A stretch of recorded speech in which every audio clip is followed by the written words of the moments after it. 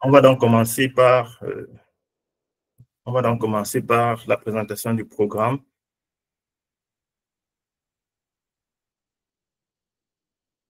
OK. Donc là, vous avez le programme. On ne va pas aller en profondeur. Donc, on va présenter le concours de bourse en question. On va présenter les régions et formations priorisées, le calendrier, les critères d'éligibilité, la constitution du dossier, et ainsi de suite. Donc, voilà.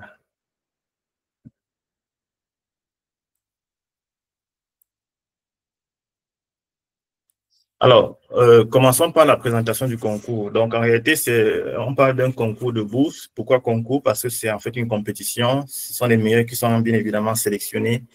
Donc, et c'est pas pour dire que vous allez composer une épreuve écrite ou quoi que ce soit, mais c'est une compétition. Vous déposez les dossiers et vous êtes en compétition avec plusieurs autres candidats venant de plusieurs autres pays.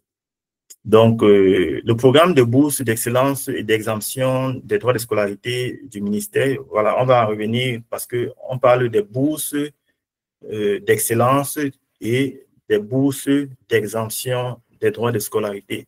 Donc, le concours de bourse comprend deux programmes. On a le programme de bourse d'excellence, d'une part, et on a le programme de bourse d'exemption des frais de scolarité, des droits de scolarité, d'autre part. Donc, on reviendra dessus plus tard. Donc, c'est une initiative du ministère de l'Éducation du Québec permettant aux élèves et étudiants internationaux qui désirent venir étudier en formation professionnelle au Québec d'obtenir une bourse d'excellence professionnelle. Une bourse d'excellence dans une formation, dans une formation professionnelle, en fait, pour suivre une formation professionnelle. Donc, cette bourse est ouverte aux étudiants donc, internationaux et cela bénéficie donc non seulement d'une exemption des frais de scolarité, bien des droits de scolarité, d'une couverture médicale et aussi d'une allocation mensuelle pour ceux qui vont bénéficier d'une bourse d'excellence. Donc, l'objectif ici, premièrement, est de soutenir l'internationalisation des étudiants des établissements de formation professionnelle, offrir l'opportunité aux élèves et étudiants internationaux de se démarquer, qui se démarquent de façon exceptionnelle de venir étudier en formation professionnelle au Québec, de favoriser le maintien d'une formation professionnelle étendue. Donc, le concours est financé par le ministère de l'Éducation du Québec. Donc, pour cette session 2025-2026, le financement de la bourse d'excellence s'élève à hauteur de 2 380 000 $ canadiens. Donc, ça, c'est le montant qui est alloué, qui sera reparti à chaque boursier, en fait. Donc, et la valeur d'une bourse d'excellence varie entre 14 000 et 26 000 $ canadiens par an. Donc, ça, c'est en fait l'allocation, c'est en fait, comment on va dire, l'allocation annuelle qu'on va donner à ceux qui vont bénéficier aux bénéficiaires de la bourse d'études. Donc, en fonction du nombre d'années, ça veut dire si vous choisissez de faire une formation de 1 an ou de 2 ans, la bourse d'études peut varier en fonction le montant de la bourse peut varier en fonction de la durée. Alors, là, on passe maintenant à la présentation des différents types de programmes. Alors, tout à l'heure, j'ai parlé de la bourse d'excellence d'une part et de la bourse d'exemption des droits de scolarité d'autre part. Donc, en fait, il faut comprendre que le programme du concours de bourse de formation professionnelle au Québec comprend d'une part la bourse d'excellence et d'autre part la bourse d'exemption des droits de scolarité.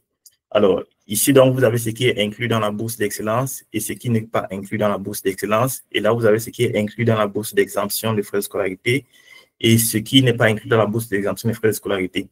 Donc, pour faire court, lorsque vous avez la bourse d'excellence, le ministère prend en charge vos frais de scolarité. Vous savez tous que la scolarité au Québec coûte très cher. Donc, pour une formation professionnelle d'1 an au Québec, vous devez dépenser entre 20 000 à 25 000 $ canadiens l'an. Donc, je vous laisse convertir cela en francs CFA. Donc, déjà, la formation au Canada coûte très cher. Pour s'aventurer au Canada pour faire des études, il faut vraiment être financièrement prêt. Donc, si déjà vous avez l'opportunité d'avoir une bourse qui prend en charge la totalité de vos frais de formation, c'est déjà une chose. Donc, la bourse d'excellence prend en charge les droits de scolarité. La bourse d'excellence vous offre également une couverture médicale offerte par la régie de l'assurance maladie du Québec, ce qu'ils appellent chez eux REAMQ. Voilà. Donc, c'est en fait une sorte d'assurance qui est gratuite, qui est offerte aux Québécois. Donc, lorsque vous bénéficiez, lorsque vous avez cette bourse d'excellence, vous bénéficiez également de cette assurance-là gratuitement. Et en plus, donc, on vous donnera une somme qui va varier entre 14 000 et 26 600 $ annuellement, donc pour la durée de votre formation, selon la durée de la formation choisie pour couvrir les frais de subsistance de l'élève pendant la formation. Donc, c'est une somme d'argent qu'on va mettre à votre disposition et sachant que cette somme d'argent pourra couvrir vos besoins. Ça veut dire si vous voulez manger, vos besoins, de ce qu'on appelle généralement les frais de subsistance. Donc, ce montant est largement suffisant pour une personne qui part au Québec suivre une formation professionnelle d'1 an ou de 2 ans. Ça dépendra du programme que vous allez choisir.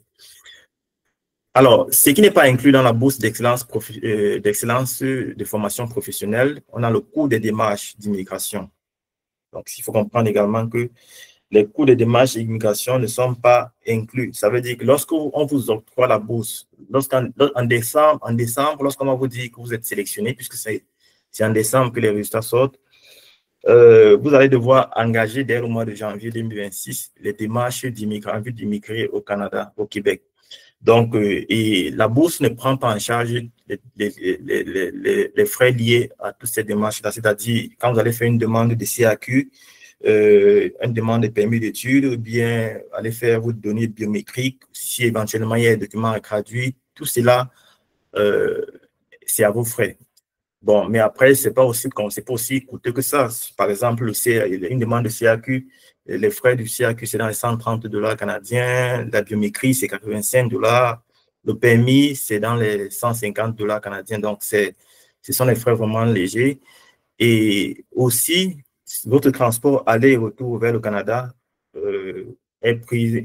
c'est vous qui prenez également cela en charge, OK? Et l'assurance maladie privée à contracter avant l'entrée en vigueur de la couverture RAMQ. Donc, en réalité, lorsque vous arrivez au Canada, au Québec, la couverture assurance maladie n'est pas directement prise en charge, n'entre pas directement en vigueur, en fait. Donc, ça veut dire qu'entre la période où vous arrivez au Québec et la période où la RAMQ va vraiment entrer en vigueur, il y a cette période-là où vous pouvez prendre une assurance privée et cela, c'est à vos frais. Il y a également les frais afférents à la formation. Donc, selon le programme de formation que vous allez choisir, selon l'école de formation où vous allez aller étudier, on pourra vous exiger sur place, une fois au Québec, d'acheter certains matériels pédagogiques, par exemple l'uniforme, l'uniforme de formation, etc. Donc, et cela est pris généralement aussi en charge par le candidat. Et bien évidemment, d'autres frais éventuels que vous pouvez, d'autres dépenses liées à votre séjour au Québec.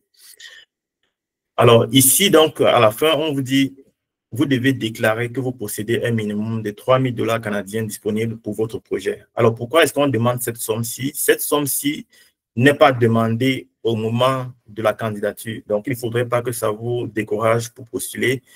Ici, on vous dit tout simplement que, ici, en fait, ils veulent prendre des mesures pour dire que, en fait, parce que là, on a vu que si vous réussissez la bourse, si vous obtenez la bourse, il y a beaucoup de frais, de démarches qui seront à vos frais, comme par exemple votre billet d'avion qui coûte très cher.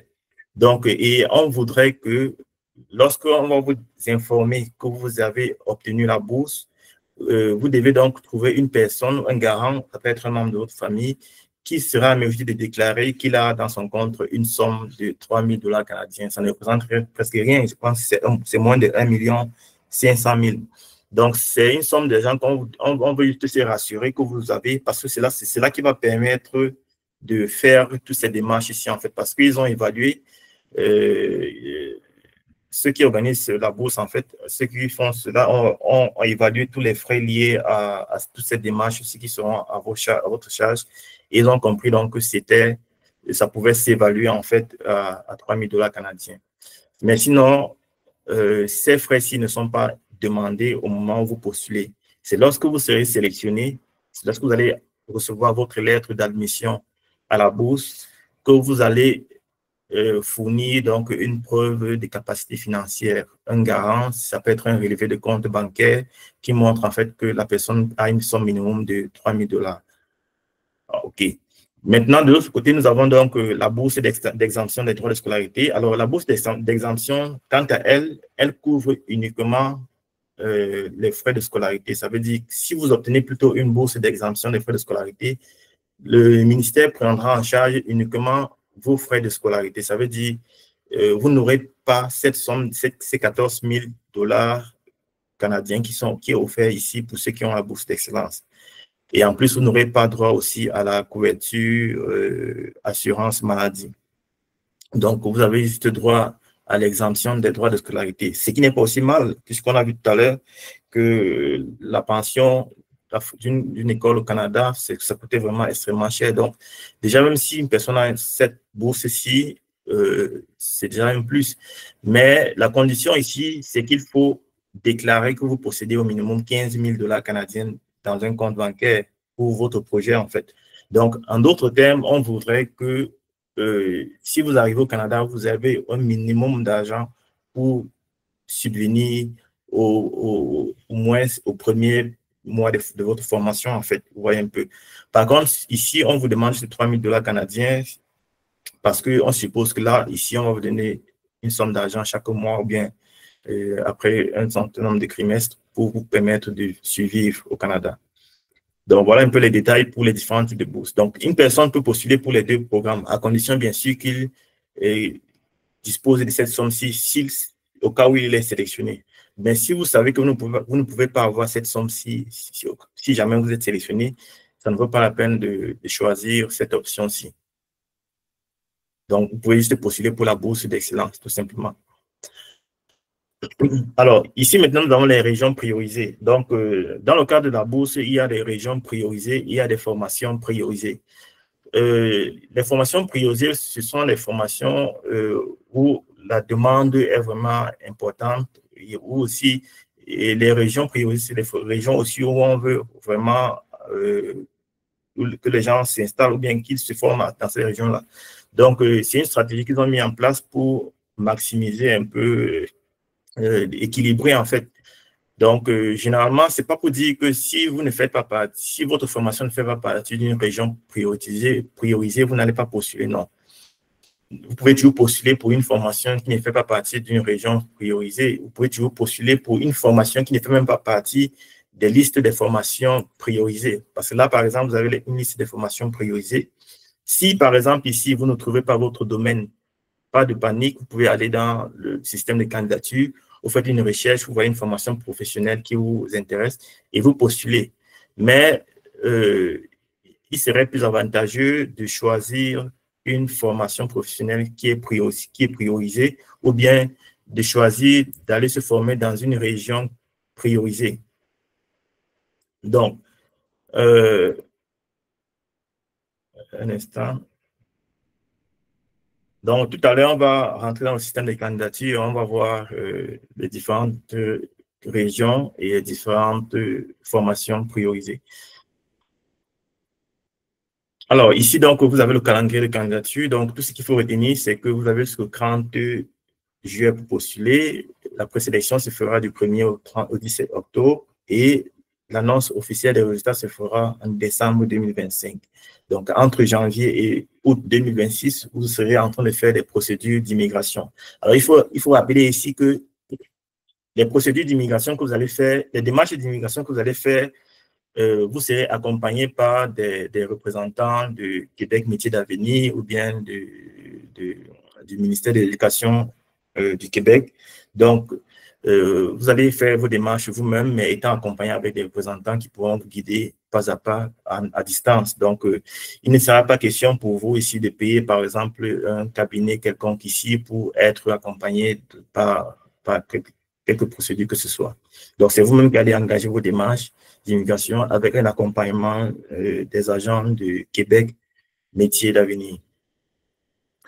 Alors, allons très rapidement dans les critères d'éligibilité. Donc, il faut être âgé de moins de 18 ans. Donc, il n'y a pas une âge limite. Donc, vous pouvez même avoir 40 ans, 45 ans. Vous savez, au Québec, il n'y a pas de limite d'âge pour fréquenter. Donc, vous pouvez même avoir 45 ans, vous partez sur une formation professionnelle.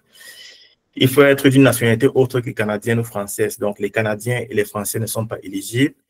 Il faut avoir une citoyenneté. Il faut ne pas avoir la citoyenneté canadienne ni le statut de résident permanent ou être en démarche d'obtention de résidence permanente. Donc, en réalité, s'il y a une personne qui est dans une démarche de résidence permanente, et si sa démarche est déjà au point d'aboutir, il ne peut pas postuler, en fait.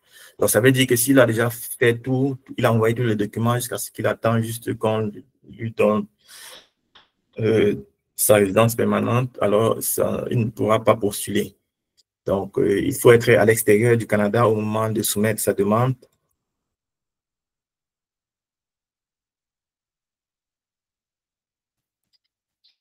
Une minute, je crois que j'ai un problème.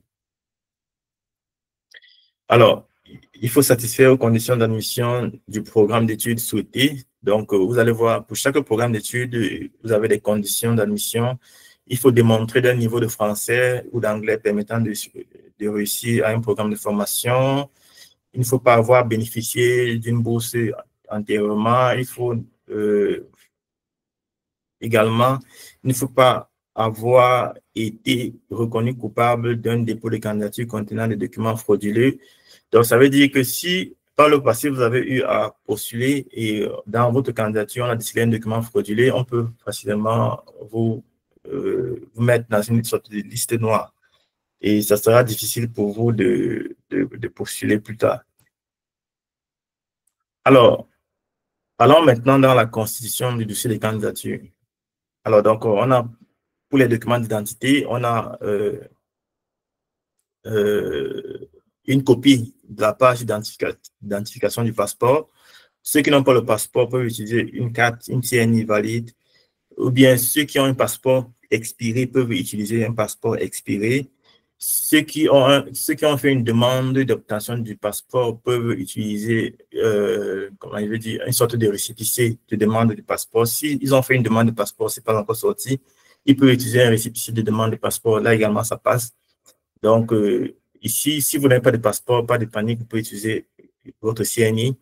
Vous avez également une copie de votre acte de naissance. Donc, c'est là également. Il y a un formulaire de candidature qu'il faut remplir. Il y a les motivations, les centres d'intérêt, les projets de futur, les parcours professionnels. Tout à l'heure, on va parcourir un peu le formulaire de candidature également. Il y a également les documents scolaires. Alors, vous devez avoir à votre disposition tous vos bulletins de notes, tous vos diplômes avec relevé de notes, bien sûr, également. Au moins à partir de la troisième, donc troisième, seconde, première, terminale. Si vous avez fait des études supérieures également, vous ajoutez toutes les études supérieures que vous avez eu à faire. Donc, je précise ici, l'idéal serait d'avoir des diplômes. Donc, pour ceux qui n'ont pas de diplôme, ça ne vaut pas la peine de mettre, si vous n'avez pas un diplôme de licence, mettez juste les relevés de notes et vous postulez. Vous postulez avec le diplôme du bac et les relevés de notes des cursus universitaires que vous avez déjà suivis. Alors, pour le niveau de langue, il y a eu beaucoup de questions. Il y a eu beaucoup de questions ici. Le test de langue est demandé dans certaines conditions ici. Ça veut dire que si, par exemple, vous avez suivi une formation universitaire d'une durée minimale de 3 ans, vous n'êtes pas obligé de postuler avec un test de langue. Il faut qu'on soit clair.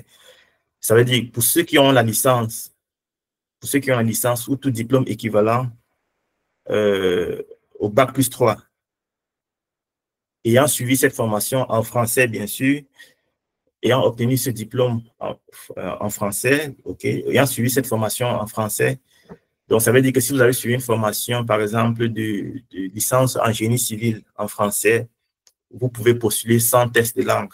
Parce qu'on suppose que une personne qui suit une formation à l'université de 3 ans, en réalité, n'a plus besoin d'un test de langue français pour valider, bien pour évaluer son niveau de français, en fait. Mais par contre, si vous n'avez pas encore fait 3 ans d'études supérieures, alors il vous faudra obligatoirement un test de langue.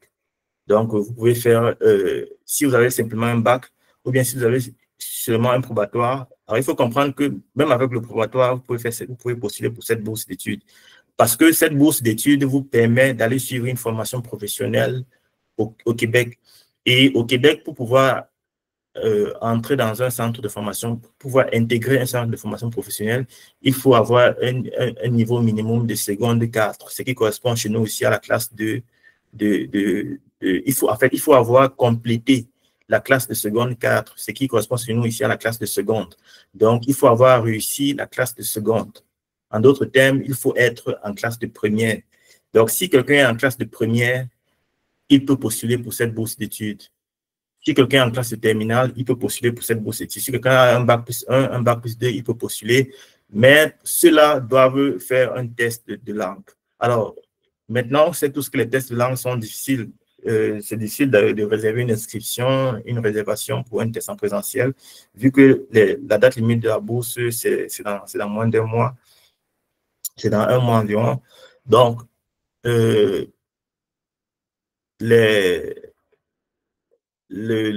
bourse vous donne donc la possibilité de faire un test de langue en ligne directement à travers le système, sur la plateforme de candidature. Donc, vous pouvez, dès que vous allez créer un compte, vous allez voir un endroit, en postulant, vous allez voir un endroit où vous pouvez réserver pour faire un test de langue en ligne. Donc, c'est très pratique, c'est très rapide. Quand vous faites le test, les résultats seront directement envoyés au comité de sélection de la bourse et ils vont directement associer cela à vos résultats. Ça veut dire, même si vous passez le test après avoir soumis votre candidature, bien après que la période de candidature de la bourse soit passée, il faudrait quand même que vous payiez pour réserver et vous fassiez le test avant la fin des candidatures. Donc, ça veut dire que si aujourd'hui vous réservez une inscription pour un test de langue en ligne sur cette plateforme-là, faites l'effort donc de réserver à une date qui ne sera pas après le 30 juillet, en fait.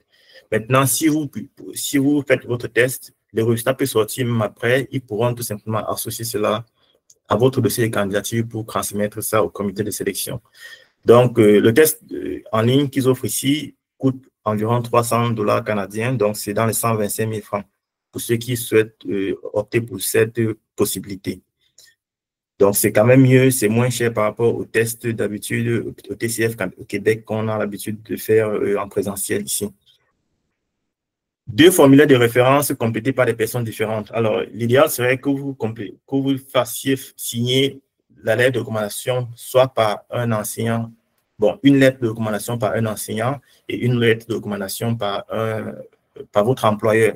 Bon, pour ceux qui ne travaillent pas, vous pouvez faire signer soit par votre enseignant, ou bien soit par 2 enseignants différents, ou bien soit par un enseignant, soit par un mentor. Bref, l'idéal serait de faire signer cela par une personne qui vous connaît bien, qui a suivi de bout en bout votre parcours académique et peut-être professionnel et qui est capable de vous recommander vraiment à une bourse d'études. Tout à l'heure, on va voir à quoi ressemble le formulaire de recommandation qu'il faut remplir et faire signer. Donc, et surtout, ne faites pas signer votre formulaire de recommandation par une personne qui est proche de vous, que ce soit votre frère ou bien un membre de votre famille. Même si un membre de votre famille est votre employeur, ne le faites pas signer cette recommandation. Alors, maintenant, donc, nous allons passer à l'étape de candidature. Donc, avant de vous lancer proprement dit au processus de candidature de la bourse, vous devez premièrement vérifier si vous remplissez tous les critères d'éligibilité, si vous êtes admissible à la bourse. Deuxièmement, vous devez vous rassurer que vous êtes en mesure de fournir tous les documents requis pour la bourse avant la date limite. Ça veut dire que, est-ce que vous êtes en mesure de fournir tous les bulletins de notes qui seront demandés? Est-ce que vous êtes en mesure de fournir tous les documents des diplômes qui seront demandés? Si oui, vous pouvez donc passer à la 3e étape qui est l'inscription sur la plateforme des concours de bourse. Québec Métiers d'Avenir, bourse QMA. Donc, vous allez donc aller sur la plateforme, créer un compte et vous inscrire. Et quand vous allez donc ouvrir le compte, vous allez compléter votre profil. Et puis, vous allez choisir une formation et un centre de formation. Donc, c'est très important, le choix des formations et du centre de formation. Et vous allez donc continuer donc, en complétant d'autres sections du document. Alors, donc, il faut comprendre que la sélection se fait en deux étapes. Lorsque vous soumettez votre dossier de candidature, il y a une première sélection qui est faite au niveau des centres de formation qui vont accueillir vos candidatures. Donc, si vous postulez pour un centre de formation A, ce centre de formation-là va recevoir vos candidatures et ils vont donc étudier les candidatures.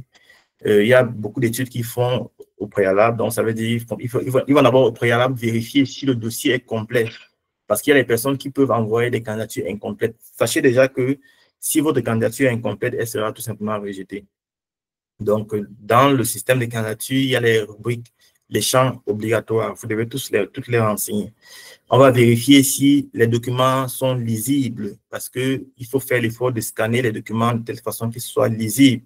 Si un scan n'est pas lisible, le dossier sera tout simplement rejeté. S'il y a des documents qui sont falsifiés, fraudulés, comme les gens ont l'habitude de le faire, il y a des personnes parfois qui font des bulletins des faux bulletins, tout simplement parce qu'ils n'ont plus, ils ne retrouvent plus les anciens bulletins. Donc, il faut faire très attention à cela. Si vous n'avez pas un bulletin, un document authentique, ne perdez pas votre temps à postuler parce que votre dossier sera tout simplement rejeté. Donc, après, donc, il y a une deuxième étape de sélection au niveau du comité de sélection de la bourse, proprement dit. Donc, il y a d'abord vos motivations qui sont notées sur 30%, votre parcours académique, vos prix et distinctions, vos recommandations et la qualité globale de la demande. Donc, la qualité globale de la demande, c'est comment est-ce que vous avez présenté votre demande de façon globale. Alors, il faut noter un point très important ici, c'est vos motivations et vos intérêts. Donc, c'est ça la clé des bourses d'études. Chaque fois que vous allez postuler aux bourses d'études, on va toujours vous demander quelles sont vos motivations. Pourquoi est-ce que vous avez choisi d'étudier, de vous former dans ce domaine? Pourquoi est-ce que vous avez choisi d'aller dans cette région? Vous voyez que c'est noté sur 30%. Pareil pour le parcours académique qui est très important. On va voir si vous avez un très bon résultat académique. On parle des bourses d'excellence. Donc, il faut comprendre aussi qu'à ce niveau 6, les meilleurs seront aussi avantageux. Okay? Donc, il faut également mettre en avant votre parcours académique, vos résultats académiques et également vos recommandations. Vous voyez que 15%, les recommandations représentent 15%. Si vous postulez sans joindre des lettres de recommandation qui sont demandées, vous voyez, vous perdez déjà 15% de vos points. Donc, et après, lorsque la liste finale des candidats des candidats qui sont finalement retenus sera agressée, on va donc repartir cela en fonction du budget disponible. Et lorsque le budget sera épuisé, le reste des candidats, les candidats restants qui ont quand même mérité, mais qui n'ont pas pu obtenir la bourse d'excellence, on pourra les octroyer la bourse d'exemption des frais de scolarité, comme j'ai présenté tout à l'heure. Alors, donc, voici quelques informations utiles. Donc, toute candidature en double sera rejetée. Donc, les gens qui vont essayer de postuler 2 fois à la bourse seront rejetés. Ça veut dire il peut postuler avec une adresse email ici, il change d'adresse email, il ouvre notre compte, il postule avec une autre adresse. En envoyant les mêmes documents, toutes les 2 candidatures seront rejetées. Les candidatures incomplètes également seront rejetées. Le passeport n'est pas obligatoire, comme je disais tantôt. Vous pouvez utiliser votre CNI ou un passeport expiré. Le processus de candidature est gratuit, donc tout le monde peut suivre, peut postuler sans toutefois avoir besoin d'un accompagnement quelconque. Donc, si une personne vous demande de payer pour postuler, c'est pas dans les conditions de la bourse. La seule somme d'argent que vous allez peut-être dépenser à ce niveau, c'est si vous voulez faire un test de français en ligne, comme je l'expliquais tantôt, pour ceux qui n'ont pas une licence. Donc là, dans ce cas, vous allez dépenser 300 $ environ pour, comme je l'ai dit, 125 000 pour faire le test de langue en ligne. Mais en dehors de cela, il n'y a rien d'autre à dépenser. Même les 3 000 $ de preuves financières qu'on demande là, c'est après être sélectionné que vous allez justifier que vous pouvez obtenir 3 000 $. Donc, je vous invite également à prendre le temps de lire les consignes et de postuler à tête posée. Donc, prenez le temps de postuler progressivement. Donc, c'est pas vous avez presque un mois pour postuler, donc vous devez prendre le temps.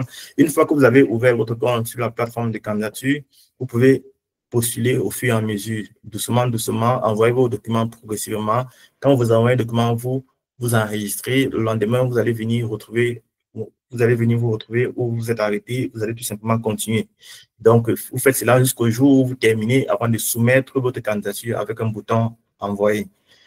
Donc, vous devez postuler depuis votre ordinateur. Donc, il y a des personnes qui demandent souvent, est-ce qu'on peut postuler avec un téléphone portable? Non.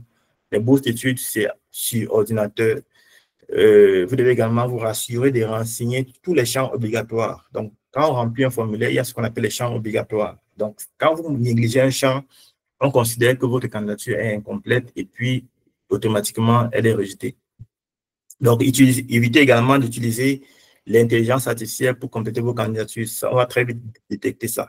Donc, lorsqu'on vous demande vos motivations, on doit vraiment ressentir que ce sont des motivations qui viennent d'un candidat. On sait ce qu'il veut, on sait où il part. Et tout. Donc, n'utilisez pas l'intelligence artificielle dans ce cas. Ça peut peut-être vous aider à avoir des idées, mais n'utilisez pas des réponses qu'il vous propose. Vous devez fournir des documents authentiques, comme je disais, bien scannés et lisibles.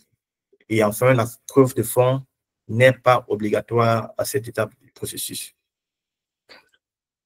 Alors, donc, c'est la fin de ce webinaire. Je vous remercie d'avoir suivi. Le webinaire a certainement été plus long que prévu, mais il fallait mettre au clair, il fallait éclaircir certains points. Et c'est qu'on va faire davantage à travers les questions.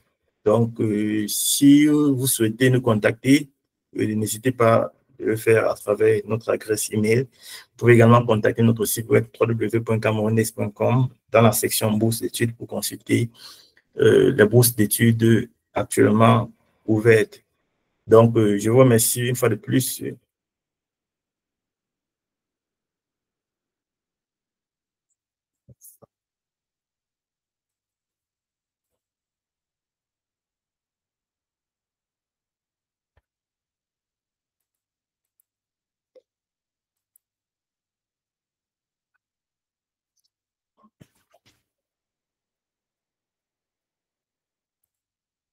Alors, avant de continuer, donc, je vais vous donner un aperçu de, je pense que vous me suivez et je pense que vous voyez également mon écran. Donc, s'il y a un problème, vous pouvez signaler toujours dans le chat, comme je disais. Alors, ici, je vais très rapidement vous présenter le formulaire de candidature. Formulaire de candidature, oui. À quoi ça ressemble? Je pourrais éventuellement vous envoyer dans le groupe de formulaire en question pour que vous ayez une idée. Bon, j'espère que vous voyez mon écran, je suppose. Donc là, vous avez par exemple un formulaire de candidature, le formulaire de candidature de la bourse en fait. Donc vous allez renseigner vos prénoms, votre nom, vos motivations à suivre la formation choisie. Vous voyez qu'il y a beaucoup de choses à renseigner ici. Et ce formulaire, je vous conseille de le remplir sur ordinateur. Donc ce sont des champs modifiables, comme vous pouvez le constater. Donc vous remplissez et puis vous imprimez et vous signez à la fin. À la fin, il y a un endroit où on signe. Donc, ici, on vous demande vos motivations pour assurer la formation choisie. Donc, ce n'est pas c'est pas au hasard, en fait, que vous allez choisir une formation. Si, par exemple, vous avez suivi une formation en mécanique au Cameroun ou bien en génie civil au Cameroun, vous ne pouvez pas partir choisir une formation dans le domaine de la santé dans un centre de formation au Québec. Ça n'a pas de sens, à moins que vous avez des motivations ou bien que vous avez des raisons pour justifier ce choix-là. Donc, le choix de votre formation doit être clair et doit cadrer vraiment avec votre cursus académique. Donc, on peut très bien comprendre qu'un candidat qui a suivi une formation de menuiserie au secondaire jusqu'en terminale postule pour suivre une formation en menuiserie, charpenterie au Québec. Là, ça se comprend. C'est une sorte de continuité de son cursus académique. On peut comprendre que un candidat qui a suivi une formation peut-être dans la santé au supérieur au Cameroun décide d'aller également continuer dans le domaine de la santé au Cameroun. Donc, et là également, vous avez donc le formulaire de recommandation. Donc, voilà le formulaire que vous allez faire remplir par soit par votre enseignant, soit par votre employeur. En fait, ça fait 2 personnes, en fait. Donc, voilà. Et enfin, vous êtes donc ici dans le système de candidature. Donc, pour terminer, je vais présenter ici. J'espère que tout le monde me suit. OK. Donc, je vais présenter ici le système de candidature. En fait, j'ai eu à créer un compte. Je suis entré dans le système de candidature. Et vous arrivez à l'étape de choix de formation. Donc, quand vous créez un compte, vous arrivez ici à l'accueil et vous allez cliquer donc sur bourse d'excellence. Et à ce niveau, donc, vous allez choisir la formation. Donc, vous avez une liste de formations ici. Par exemple, si vous faites la recherche, peut-être santé, si vous êtes intéressé par les formations dans le domaine de la santé, vous pouvez lancer la recherche ici et vous verrez s'afficher ici une liste de formations dans le domaine de la santé. Voilà, santé, assistance et soins infirmiers. Et là, vous avez donc une liste de formations professionnelles dans le domaine de la santé. Et à gauche, vous allez voir, c'est coché.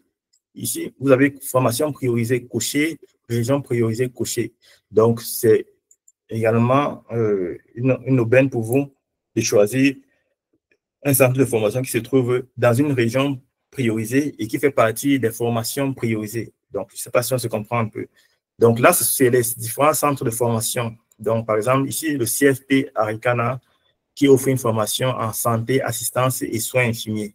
Donc là, vous avez la durée, vous avez la langue de formation et vous avez secondaire 5. Alors, tout à l'heure, je faisais une confusion. Secondaire 5, c'est seconde, c'est ce qui correspond à la seconde. Donc, vous avez les critères et si vous êtes intéressé par ce centre de formation, vous cliquez sur postuler pour cette bourse d'études. Mais avant de choisir, puisque là, on a droit à un seul choix, vous ne pouvez que choisir un seul centre de formation et une formation.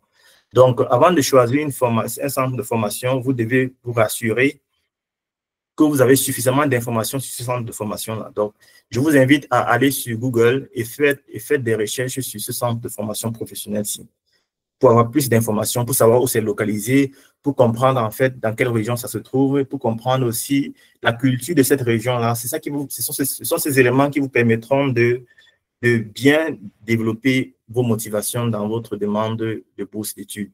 Donc, il n'est pas question juste de choisir un centre de formation au hasard parce que ça fait partie des régions priorisées ou bien parce que ça fait partie des formations priorisées. Non. Vous pouvez également choisir une formation qui ne fait pas partie des formations priorisées et postuler. Comme je vous ai dit, c'est 50% pour les formations et les régions priorisées et 50% pour les formations et d'autres régions. Donc, vous n'êtes pas exclu en fait. Donc, vous avez une liste, presque tous les domaines sont éligibles. Par exemple, secrétariat. Voilà, quand vous prenez secrétariat, par exemple, ici, voilà. Vous voyez que secrétariat, par exemple, ce centre de formation-ci n'est ni dans une formation, ne fait pas partie d'une formation priorisée et ne se trouve pas également dans une région priorisée. Mais ça ne vous empêche pas de postuler, vous voyez un peu. Donc, prenez le temps de choisir les régions sur lesquelles vous avez suffisamment fait des recherches. Prenez le temps de choisir des centres de formation sur lesquels vous avez suffisamment fait des recherches. Donc, nous allons organiser un autre webinaire où nous allons parcourir en détail les étapes pour postuler à cette bourse d'études et bien sûr d'autres conseils et recommandations que nous allons vous apporter, notamment comment faire une bonne motivation, comment bien remplir ce formulaire-là. Ça fera l'objet d'une autre vidéo. Et cette vidéo sera donc pour ceux-là qui seront convaincus, qui remplissent tous les critères d'éligibilité et qui voudront bien essayer. Donc aujourd'hui, on voulait juste présenter la bourse de façon globale, ce qu'il faut, comment s'y prendre et ce qu'il faut préparer. De telle manière que si vous n'êtes pas prêt aujourd'hui, vous pouvez vous préparer au moins pour l'année prochaine.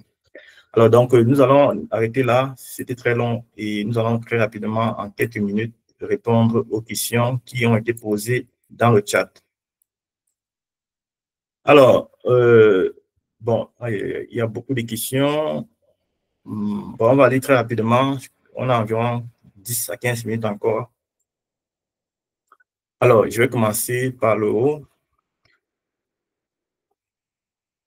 Bon, s'il vous plaît, le passeport est-il obligatoire? Non, on a déjà répondu à cela. Faut-il faire l'équivalence de diplôme? Non plus, il n'y a pas d'équivalence à faire. Si vous n'avez pas de passeport, utilisez la CNI, exactement. Et le test de langue est obligatoire. J'ai expliqué le concept, le principe du test de langue ici.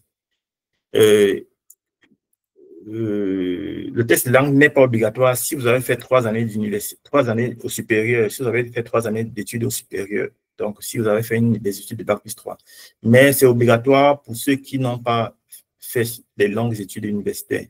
Dans ce cas, vous pouvez opter pour le test de français en ligne parce qu'on connaît tous comment c'est difficile de réserver une inscription pour le TCF Canada ou TCF Québec en présentiel. Donc, j'ai expliqué que le TFL en ligne, le test de français en ligne, se fait directement sur la plateforme de candidature et ça coûte 299 $, donc environ 300 $ canadiens. Le parcours académique doit-il obligatoirement correspondre à la formation que tu dois choisir? Pas forcément. Si dans votre dossier, si dans votre formulaire, vous arrivez à expliquer clairement vos motivations, pourquoi est-ce que vous partez sur ces études-là au Québec, alors on peut valider, ça peut être un avantage pour vous. Donc, tout se joue au niveau de votre motivation, en fait, de comment vous expliquer pourquoi est-ce que vous allez passer dans le formulaire que je vous ai présenté là, vous expliquez pourquoi vous choisissez ce centre de formation professionnelle, pourquoi vous choisissez cette formation professionnelle, cette formation spécifique, et pourquoi vous choisissez cette région du Québec. Donc, vous voyez qu'il y a 3 niveaux, il y a 3 choses que vous allez justifier. Donc, mais l'idéal serait que la formation que vous allez choisir cadre un peu, soit, comment je veux dire, soit proche de ce que vous allez faire là-bas, en fait. Je m'explique. Si, par exemple, vous faites une formation d'ingénierie, par exemple, dans le domaine de la mécanique, et vous décidez d'aller peut-être faire usinage, une formation professionnelle en usinage au Québec, ça peut quand même donner parce qu'on sait que bon, l'usinage et la mécanique, c'est des domaines qui sont proches. C'est vrai que ce n'est pas la même chose, mais c'est proche. C'est à vous maintenant, à travers votre motivation, d'expliquer clairement le lien avec, avec votre formation initiale, en fait, vos motivations. En fait, c'est même ça la clé de la bourse d'études. Généralement, quand on veut postuler aux bourses d'études, c'est ça le nœud, c'est ça comment on dit, le nerf de la guerre, parce que c'est la motivation qui montre, en fait, pourquoi est-ce que vous avez décidé d'aller sur les études là-bas. J'ai lu dans le critère qu'il n'était pas obligatoire de faire des cours de langue, oui. D'accord. J'ai fait la licence.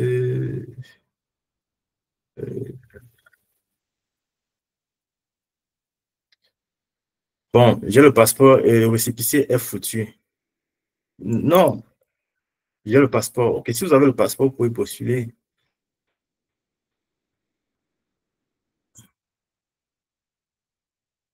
D'accord, le texte de langue. Bon, si on fait déjà le master 1, on peut utiliser le relevé de notes pour postuler. Oui, si vous êtes en master 1, vous pouvez utiliser le relevé de notes, les relevés de notes que vous avez déjà, en fait. Donc, comme je vous ai dit, même étant en première, vous pouvez postuler à un programme de formation professionnelle au Québec. Donc, j'ai un diplôme d'ingénieur de conception. Non, quand vous avez un diplôme de conception, vous n'avez pas besoin d'un test de langue. Voilà. Je me suis inscrit avec le téléphone et ça a marché. Si tu n'as pas d'ordinateur, tu fais comment? Non. Tu ne peux pas postuler avec un téléphone jusqu'au bout.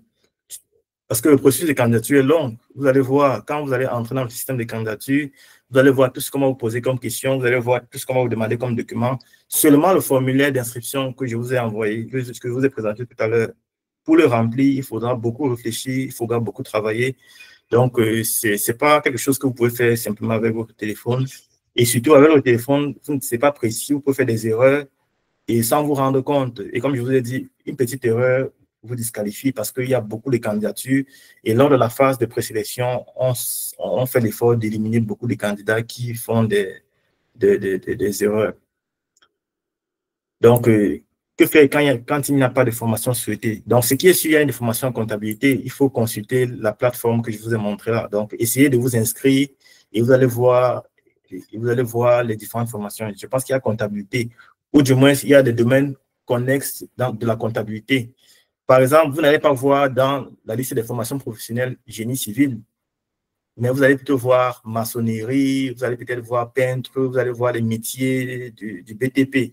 Vous voyez, ce sont les formations professionnelles où on vous forme sur un métier technique. Donc, pas besoin d'avoir pas besoin de suivre des très longues études.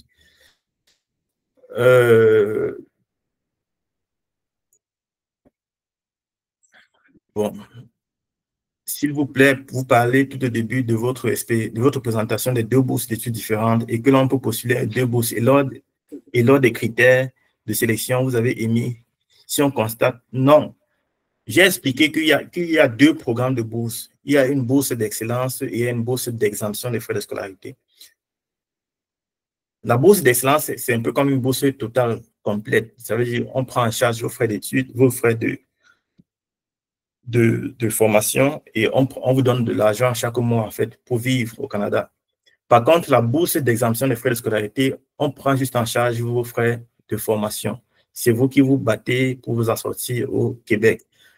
Maintenant, tout ça se fait dans le système de candidature. Quand vous allez créer votre compte dans le système de candidature, on va vous demander si vous souhaitez postuler pour les deux à la fois ou si vous souhaitez postuler pour une seule. Vous voyez un peu. Donc, en réalité, c'est une façon de dire, quand vous allez envoyer, c'est une seule candidature que vous allez envoyer. C'est une seule candidature que vous allez envoyer, mais dans cette candidature-là, on va voir que vous avez postulé pour la bourse d'excellence et pour la bourse d'exemption des frais de scolarité. C'est une façon de dire au comité de sélection qu'au cas où je suis parmi la liste des personnes qui ont mérité au début, au final, et si après avoir octroyé les bourses, je n'ai pas pu, le budget est fini et je n'étais pas parmi ceux qui ont bénéficié de la bourse totale, en fait, on peut m'octroyer, vous avez la possibilité de m'octroyer la bourse d'exemption des frais de scolarité. Donc, c'est une seule candidature, mais tu signales dans cette candidature-là que tu postules pour les deux autres diplômes, pour les deux bourses, en fait. Donc, il n'est pas question de ouvrir un compte, postuler pour la bourse d'excellence et ouvrir un compte, postuler pour la bourse d'exemption. Alors, si tu remplis en main, non seulement tu n'es pas sûr que ta main d'écriture sera lisible, tu peux faire des ratures et parfois, avec le BIC, tu peux te retrouver en train de remplir, d'écrire et puis il n'y a plus d'espace pour renseigner, tu comprends un peu. Donc, c'est la raison pour laquelle je recommande de remplir avec, avec la machine, donc directement sur l'ordinateur. Les champs sont modifiables.